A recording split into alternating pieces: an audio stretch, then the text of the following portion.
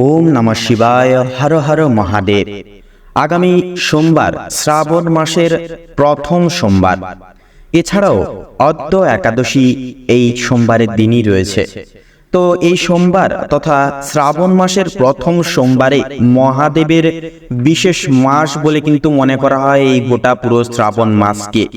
সেহেতু মহাদেবের বিশেষ আশীর্বাদ পাওয়ার ক্ষেত্রে এবং শ্রাবণ মাসের প্রথম সোমবারের দিনে বিশেষ সান্নিধ্য প্রাপ্তির ক্ষেত্রে আজ আমরা শ্রবণ করব শিবের মনস্কামনা পূর্তি মন্ত্র, দারিদ্র নাশকারী, ইচ্ছা পূরণকারী মন্ত্র। জীবনে সকল প্রকার দুঃখ, কষ্ট, দারিদ্রতা, যন্ত্রণা কাটিয়ে যদি আপনি চান সুখ, শান্তি এবং ইচ্ছা পূরণ এবং বিপুল সংখ্যক অর্থ, তবে প্রতিদিন মাত্র শ্রবণ করুন।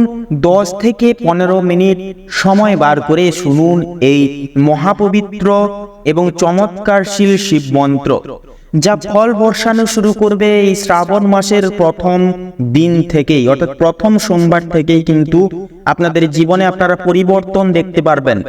মহাদেবের আশীর্বাদ সব সময় সব ক্ষেত্রেই আপনাদেরকে সমস্ত বাধা বিপত্তি থেকে রক্ষা করবেন এবং সর্বদাই আপনাদেরকে ধনধান্যে পূরণ করিয়ে রাখবে, অর্থাৎ ধনধান্যে কিন্তু আপনাদেরকে পূর্ণ করিয়ে রাখবেন স্বয়ং মহাদেব। এই মন্ত্র শোনার মাধ্যমে শিবের কৃপা আপনার জীবনে আকর্ষণ করতে পারে। শুধু আনন্দ, অর্থ নয়, প্রত্যেকটা দিক থেকে পরিপূর্ণতা আপনাদেরকে কিন্তু অনেকটাই গ্রাস করবে। তো নমস্কার প্রিয় দর্শক বৃন্দ, আমাদের এই চ্যানেলের পক্ষ থেকে আপনাদের সকলকে স্বাগত জানিয়ে শুরু করছি আজকের এই পর্ব। শুধুমাত্র বিশ্বাস নয়, ভক্তি দিয়েও শুনুন এই মন্ত্র, আপনার জীবনে আশ্চর্যজনক পরিবর্তন আসতে শুরু করবে। তাই দেবাদিদেব মহাদেবের নাম নিয়ে আসুন এই পবিত্র এবং শক্তিশালী মন্ত্র। আজকের এই পবিত্রবান শ্রাবণ মাসের পয়লা সোমবারের তিথিতে আমরা সকলে সনাতনী ভাই বোনেরা মিলে শ্রবণ করি ভক্তিমূলক স্বরে, ভক্তিমূলক ভোরে এই মহামূল্যবান পবিত্রবান মন্ত্রটি। পাশাপাশি অবশ্যই ভালোবেসে স্বভক্তি ভরে কমেন্টে লিখে যাবেন হর হর মহাদেব, ওম নমঃ শিবায়। তাছাড়াও চ্যানেলটিকে অবশ্যই সাবস্ক্রাইব করে রাখবেন বন্ধুরা, যাতে করে এরকম আরো আধ্যাত্মিক পুরাণ টিপস যুক্ত ভিডিও সবার আগে সবার প্রথমে আপনাদের কাছে পৌঁছে যেতে পারে। অবশ্যই ভিডিওটি মনোগত হলে একটি লাইক করবেন। ওম নমো ভগবতে বাসুদেবায়, ওম নমঃ শিবায়, হর হর মহাদেব।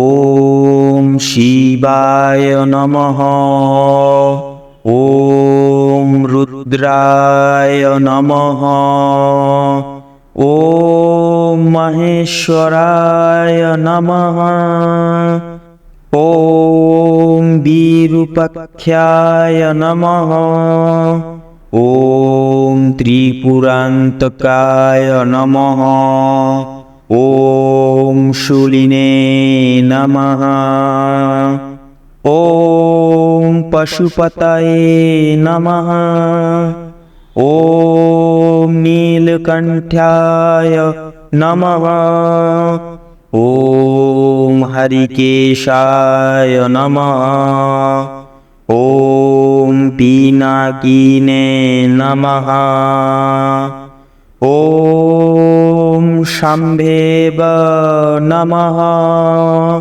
ওম মহাদেবায় নমঃ,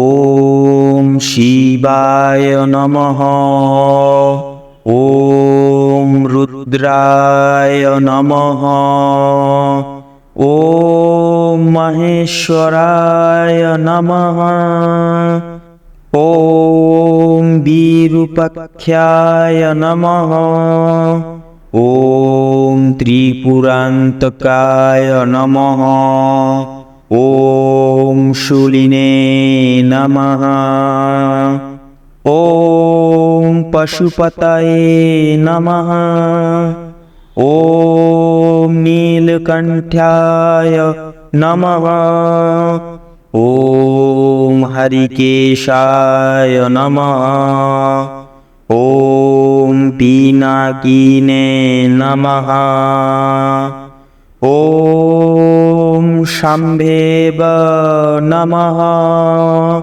ॐ महादेवाय नमः। ॐ शिवाय नमः। ॐ रुद्राय नमः। ॐ महेश्वराय नमः।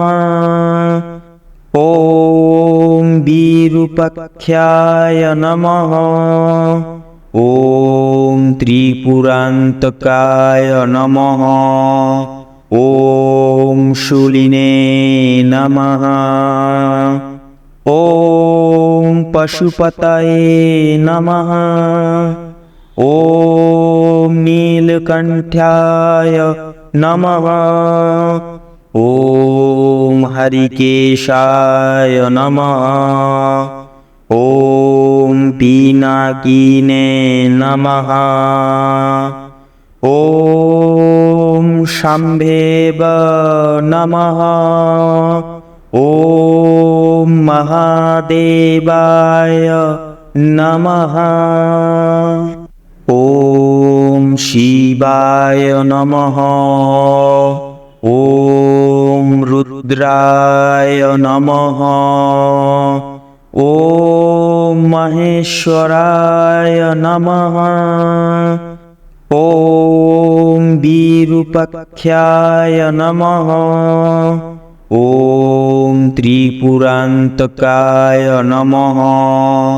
ॐ शूलिने नमः। ॐ पशुपतये नमः।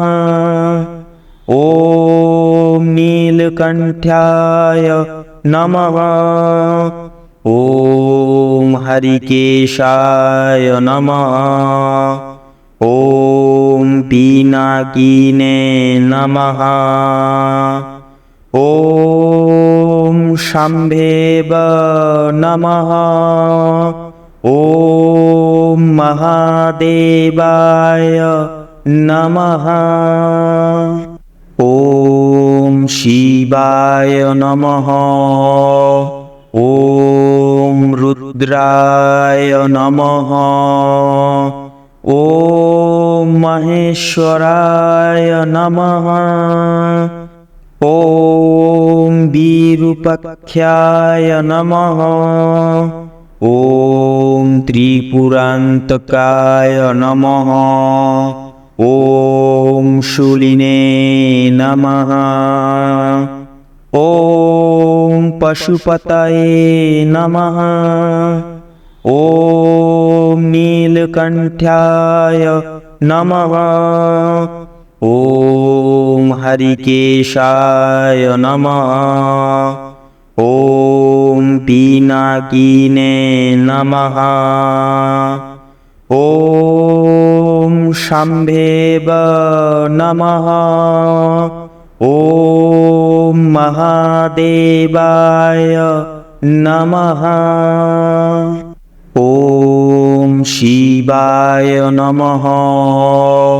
ॐ रुद्राय नमः। ॐ महेश्वराय नमः। ॐ विरूपाक्षाय नमः। ॐ त्रिपुरान्तकाय नमः। ॐ शूलिने नमः। ॐ पशुपतये नमः। ॐ नीलकण्ठाय नमः। ॐ हरिकेशाय नमः। ॐ पिनाकिने नमः। ॐ शाम्भेव नमः। ॐ महादेवाय नमः। ॐ शिवाय नमः। ॐ रुद्राय नमः। ॐ महेश्वराय नमः। ॐ विरूपाख्याय नमः। ॐ त्रिपुरान्तकाय नमः। ॐ शूलिने नमः। ॐ पशुपतये नमः। ॐ नीलकण्ठाय नमः। ॐ हरिकेशाय नमः। ॐ पिनाकिने नमः। ॐ शम्भेव नमः। ॐ महादेवाय नमः। ॐ शिवाय नमः। ॐ रुद्राय नमः। ॐ महेश्वराय नमः। ॐ विरूपाख्याय नमः। ॐ त्रिपुरान्तकाय नमः। ॐ शूलिने नमः। ॐ पशुपतये नमः। ॐ नीलकण्ठाय नमः। ॐ हरिकेशाय नमः। ॐ पिनाकिने नमः। ॐ शम्भेव नमः। ॐ महादेवाय नमः। ॐ शिवाय नमः। ॐ रुद्राय नमः। ॐ महेश्वराय नमः। ॐ विरूपाख्याय नमः। ॐ त्रिपुरान्तकाय नमः। ॐ शूलिने नमः। ॐ पशुपतये नमः। ॐ नीलकण्ठाय नमः। ॐ हरिकेशाय नमः। ॐ पिनाकिने नमः। ॐ शम्भेव नमः। ॐ महादेवाय नमः। ॐ शिवाय नमः। ॐ रुद्राय नमः। ॐ महेश्वराय नमः। ॐ विरूपाख्याय नमः। ॐ त्रिपुरान्तकाय नमः। ॐ शूलिने नमः।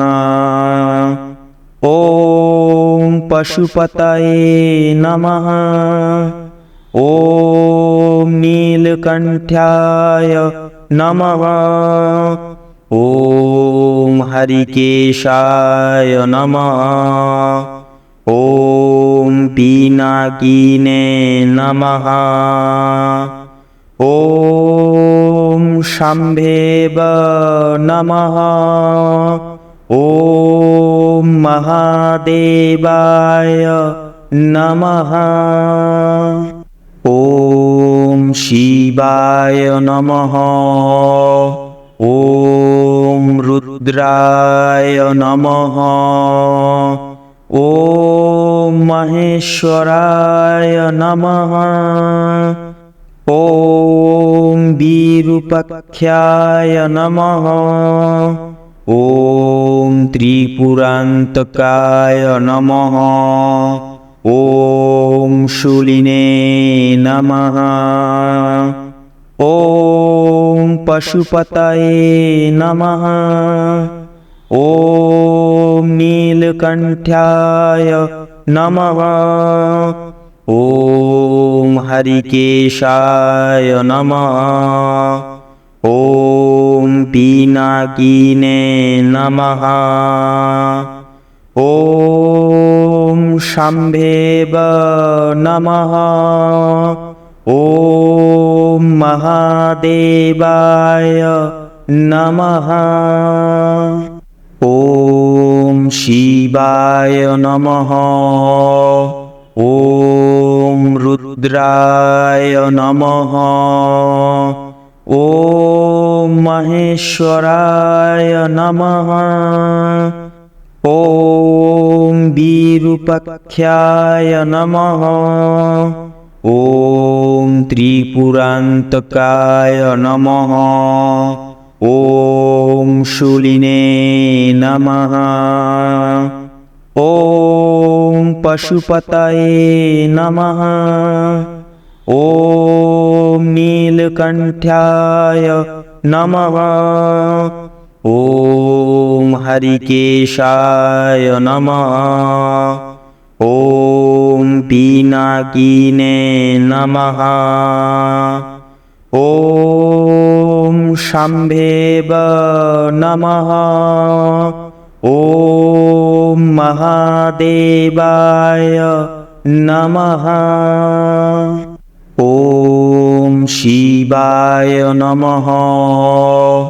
ॐ रुद्राय नमः।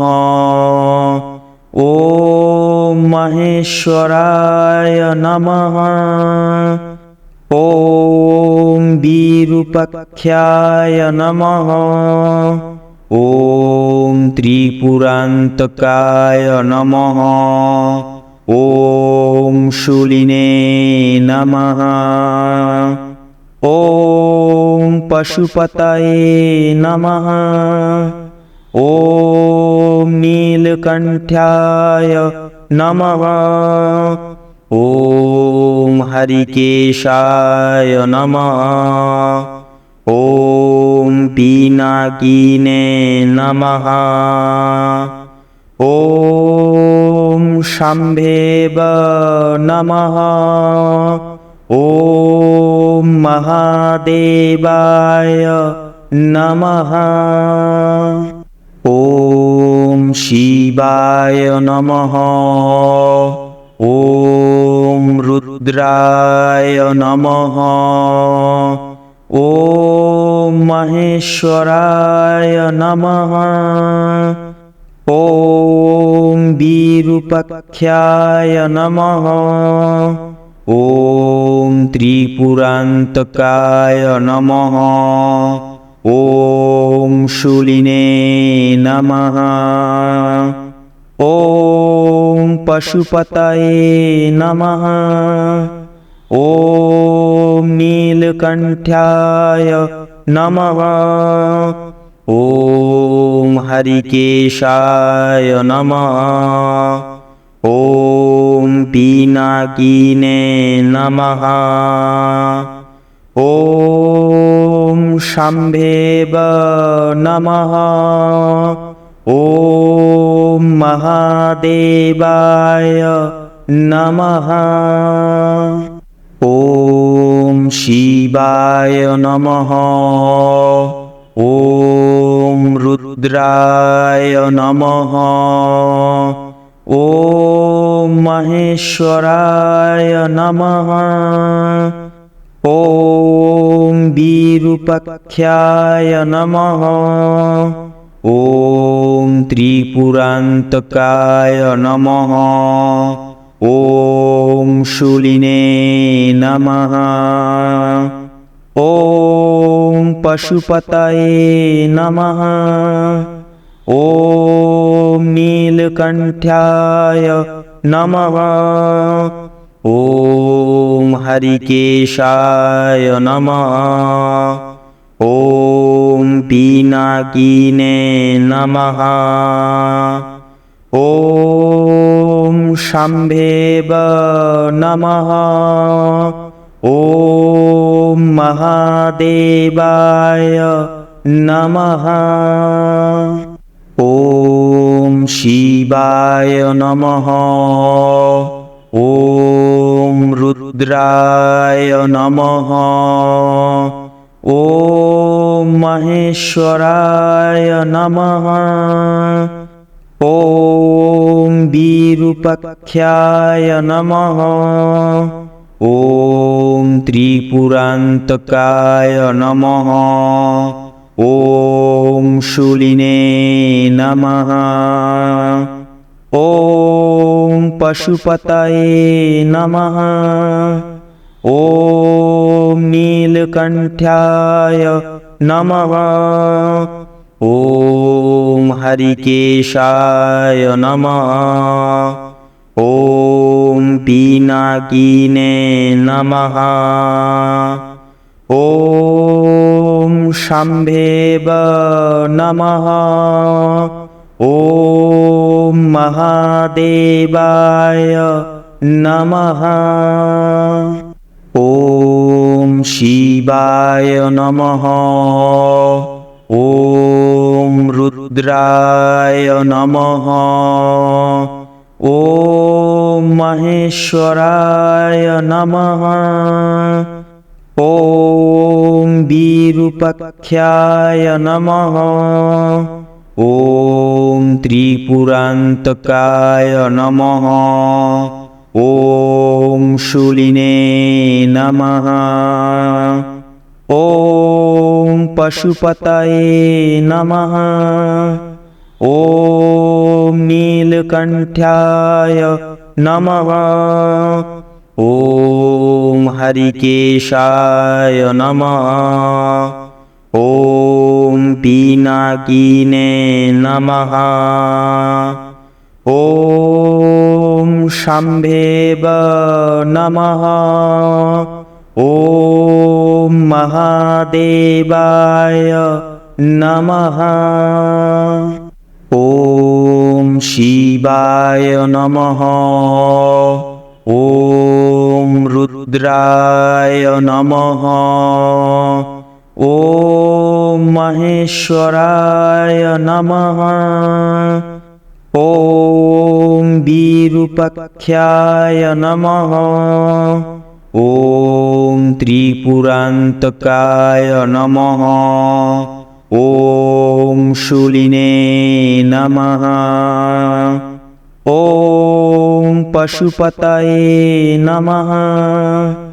ॐ नीलकण्ठाय नमः। ॐ हरिकेशाय नमः। ॐ पिनाकिने नमः। ॐ शम्भेव नमः। ॐ महादेवाय नमः।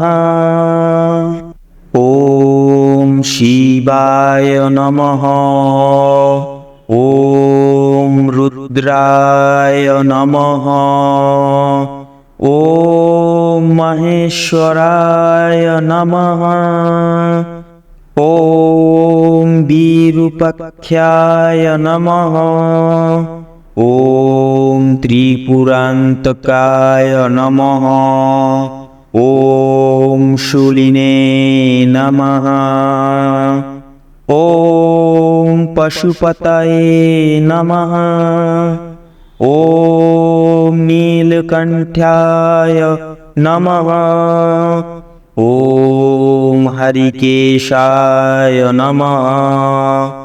ॐ पिनाकिने नमः। ॐ शम्भेव नमः। ॐ महादेवाय नमः। ॐ शिवाय नमः।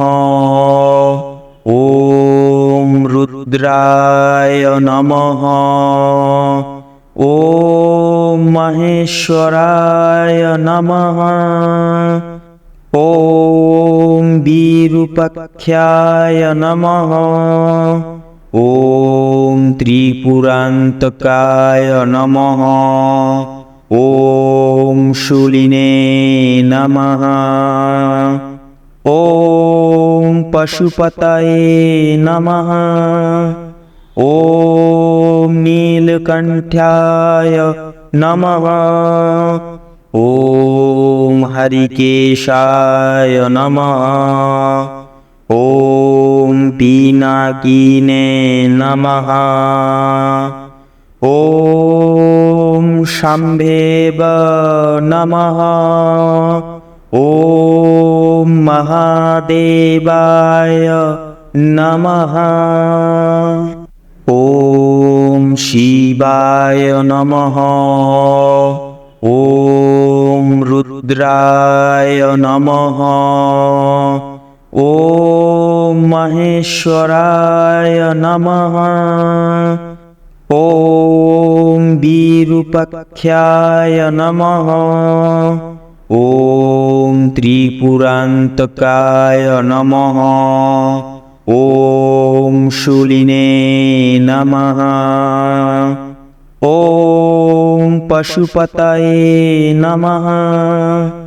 ॐ नीलकण्ठाय नमः। ॐ हरिकेशाय नमः। ॐ पिनाकिने नमः। ॐ शम्भेव नमः। ॐ महादेवाय नमः।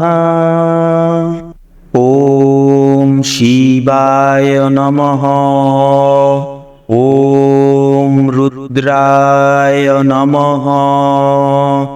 ॐ महेश्वराय नमः। ॐ विरूपाक्षाय नमः। ॐ त्रिपुरान्तकाय नमः। ॐ शूलिने नमः। ॐ पशुपतये नमः। ॐ नीलकण्ठाय नमः। ॐ हरिकेशाय नमः। ॐ पिनाकिने नमः। ॐ शम्भेव नमः। ॐ महादेवाय नमः। ॐ शिवाय नमः। ॐ रुद्राय नमः। ॐ महेश्वराय नमः। ॐ विरूपाक्षाय नमः। ॐ त्रिपुरान्तकाय नमः। ॐ शूलिने नमः।